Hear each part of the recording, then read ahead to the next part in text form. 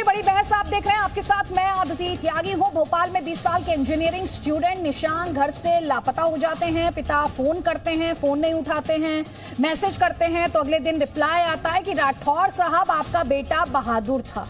लेकिन गुस्ताखे नबी की एक ही सजा, सर तन से जुदा। और इसके बाद शाम को निशांक का शव रेलवे ट्रैक पर मिलता है। अब ढूंढा जा रहा है कि निशांक ने तो नुपुर शर्मा के समर्थन में कोई पोस्ट नहीं की, ना फेसबुक पर, ना किसी दूसरे सोशल मीडिया प्लेटफॉर्म पर। फिर ये सर तन से जुदा क्यों? क्या सिर कलम करने के लिए जिन 500 स्लीपर सेल का कुछ दिन पहले खुलासा हुआ था, ये उन्हीं का काम है?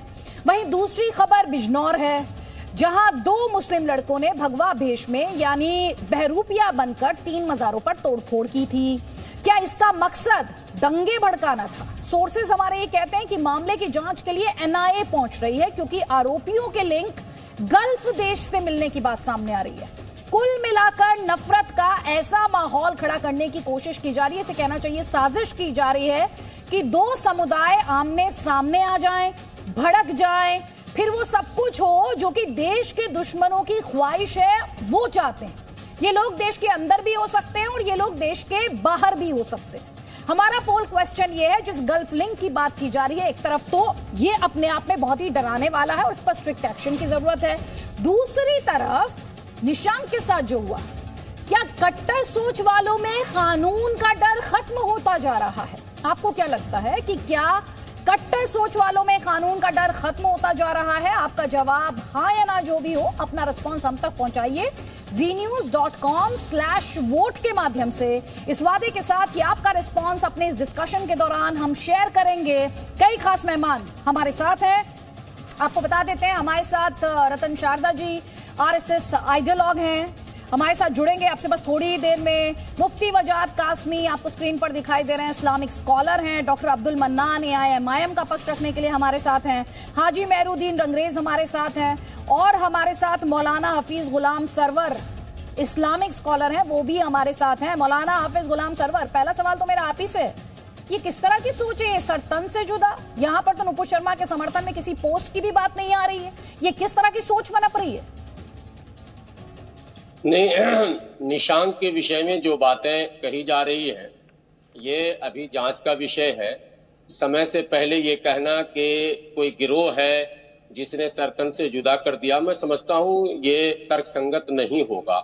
अभी हो सकता है कोई आपसी रंजिश का मामला हो, कोई और भी मामले हो, जांच का विषय है। और अगर ऐसा, चलिए मैं आपकी बात अगर मान लूं, सर मेरी बात मत मानिए, जो बातें सामने आ रही है मैं उनके हवाले से बोल रही हूँ सर, आप मैं नहीं कह रही हूँ सर। ये नहीं, मैं एक बात कह रहा हूँ, आपके द्वारा अगर हम तक पहुंच रही है बात, ये तो आपको इसकी पुष्टि नहीं हो रही है कि इसमें कोई गिरोह और ये गुस्ताखे नबी से जुड़ा कोई मामला है, ऐसा कुछ दिख नहीं रहा।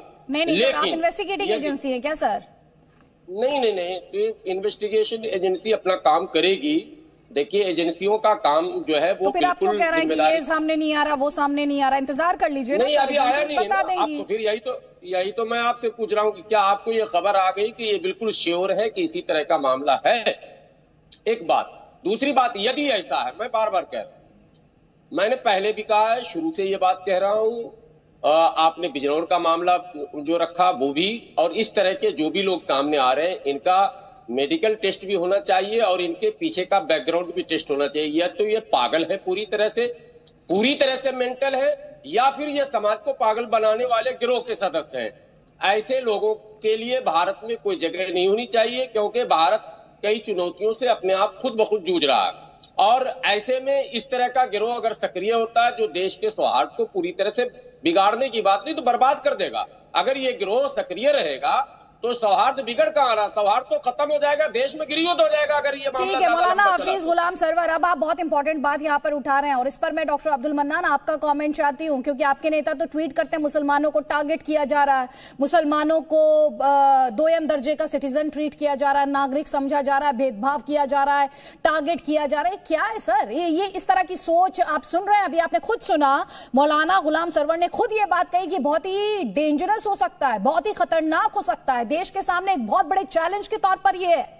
क्या राजनीति इसे चैलेंज के तौर पर देखने के लिए तैयार है? देखिए, इस मुल्क में जो कुछ भी हो रहा है इस वक्त, जाहिर है वो बहुत ही गलत हो रहा है, लेकिन जो कुछ भी हो रहा है उसमें वोट की राजनीति साफ दिखाई दे रही है। अगर इस मुल्क में सांप्रदायिक सौहार्द खराब होगा तो दुनिया जानती है कि किस विचारधारा के लोगों को और किस पार्टी को फायदा होगा, और कौन सी पार्टी 8 साल में ये सारी बातें फैलाकर और सत्ता पे काबिज हो गई। अब सवाल ये उठता है कि जो इंजीनियरिंग का लड़का है उसके बारे में आपने अभी बताया कि उसने कभी नूपुर के लिए कोई बात नहीं लिखी। दूसरी बात यह है कि उसके बारे में ये कहा जा रहा है कि भाई उसने आत्महत्या किया या उसका मर्डर हुआ, जो कुछ भी हुआ। अब वो जांच की विषय है कि वो क्या होगा। जो अगर उसके साथ मर्डर हुआ तो बहुत ही गलत हुआ है, अगर उसका सर तन से जुदा किया गया है तो बहुत ही गलत हुआ है। ऐसे लोगों को जांच करके पनिशमेंट मिलना चाहिए।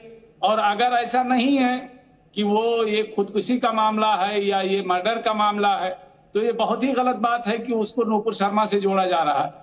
रहा मामला बिजनौर का, तो बिजनौर में जो लोग पकड़े गए हैं, बिजनौर पर आइएगा सर, बिजनौर पर आइएगा। मेरे 2 सवाल हैं आपसे सर, बिजनौर पर आइएगा। नूपुर शर्मा ने जो कहा उसे कोई सही नहीं ठहरा रहा सर, लेकिन कोई नूपुर शर्मा के समर्थन में कोई बात लिख रहा है और आप ये कह रहे हैं अगर उसने नूपुर शर्मा के समर्थन में कुछ लिखा नहीं, अगर उसने, सर इसमें अगर की क्या बात है? इस देश में कानून नहीं है क्या? कानून अपना काम कर लेगा सर। आप उस सिचुएशन में क्या सर तन से जुदा को सही बता रहे हैं? मैं सर तन से जुदा को कहां सही बता रहा हूं भाई। सर तन से जुदा अगर हुआ है तो उसकी वजह है पुलिस ने खुदकुशी बताई या मर्डर बताया। अगर ऐसा हुआ है तो उसको इस नूपुर शर्मा से नहीं जोड़ना चाहिए। जो कानून सजा देगा, 302 का मुलजिम बनाएगा या 307 का मुलजिम बनाएगा या कांस्पिरेसी का मुलजिम बनाएगा। और दूसरा सर आप कहना है कि एक सोच की बात कर रहे हैं, एक पार्टी की आप बात कर रहे हैं। आपकी पार्टी कौन सा सौहार्द बढ़ा रही है सर? जब आपकी पार्टी ये कहती है कि मुसलमानों को निशाना बनाया जा रहा है, उनके साथ जाती हो रही है, उन पर जुल्म किया जा रहा है, उन्हें चुन चुन कर टारगेट किया जा रहा है, सर ये क्या है? इससे सौहार्द बढ़ता है? ये तो अमेरिका से लेके, लंदन से लेके और जितने भी गल्फ कंट्रीज है, सारी दुनिया कह रही है कि मुसलमानों को टारगेट किया जा रहा है इस वक्त हिंदुस्तान में। अब हमारी सरकार को चाहिए कि इस बात की सफाई दे कि भाई नहीं, मुसलमान और हिंदू सबको बराबर किया जा रहा है। ना सरकार सफाई देगी नहीं। आप दुनिया आपके बारे में, पहली बात तो सर ये बहुत ही स्वीपिंग जनरलाइजेशन है, बहुत ही स्वीपिंग जनरलाइजेशन है। कभी अमेरिका में ब्लैक्स एंड व्हाइट्स के बीच वहां पर जो अश्वेत हैं उन पर कभी आपने बात की है सर? कभी की है आपने बात? मैं क्यों बात करने जाऊं? मैं ये कह रहा हूं, क्यों बात करने जाएं? तो अगर भारत के खिलाफ दुष्प्रचार होगा तो उस दुष्प्रचार को काउंटर करेंगे या उसे अपना कंधा देने लगेंगे आप सर? अपना सपोर्ट देने लगेंगे? आप दुनिया से सर्टिफिकेट लेके घर चलाएंगे अपना? आप ये बताओ कि सबका साथ, सबका विकास, सबका विश्वास आप नारा देते हो और किसी को ना असेंबली का टिकट देते हो ना पार्लियामेंट का टिकट देते हो, और सबका साथ, सबका विकास, सबका विश्वास की तुम बात करते हो, आप बात करते हो, और उसके बाद जो है आप कहीं भी प्रेजेंटेशन नहीं देते हो। 331 लोगों को सिर्फ जो है वो दिया गया, अभी ओवैसी साहब ने डाटा दिया है।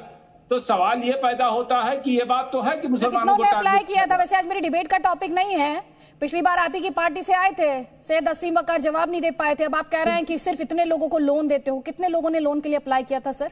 चलिए वो टॉपिक नहीं, और 331 कौन है सर? नहीं डॉक्टर अब्दुल मन्नान ये बताइए, 331 कौन थे? मुसलमान थे? अल्पसंख्यक के लोग थे। वो तो असदुद्दीन ओवैसी ने डाटा के साथ बताया। तो आप बताइए ना कितनों ने अप्लाई किया था, तो बता दीजिए मुझे। नहीं, कितनों ने अप्लाई किया था? नहीं, ओवैसी साहब ने ये नहीं लिखा था कि कितनों ने अप्लाई किया। सवाल अप्लाई नहीं, आप तो कहोगे कि फिर एप्लीकेशन टिकट के लिए किसी ने एप्लीकेशन ही नहीं दिया था, इसलिए पार्लियामेंट। तो सर आपके हिसाब से सड़क पर सरकार जाए और पैसे बांटने शुरू कर दे। भाई अगर आपको लोन चाहिए तो बैंक जाएंगे ना आप अपनी एप्लीकेशन लेके सर, या सरकार आ जाएगी आपके घर कि नहीं आप लोन लीजिए? आप किस तरह की बातें करें डॉक्टर अब्दुल मन्नान? एप्लीकेशन ही नहीं देंगे लोन के लिए तो लोन घर बैठे बिठाए आएगा? उसका एक प्रोसेस होता है। मेरी बात सुनिए आप, मैं बैठा हूँ, डॉक्टर हूँ, मेरा अपना नर्सिंग होम है, कम से कम 20 फोन मेरे पास।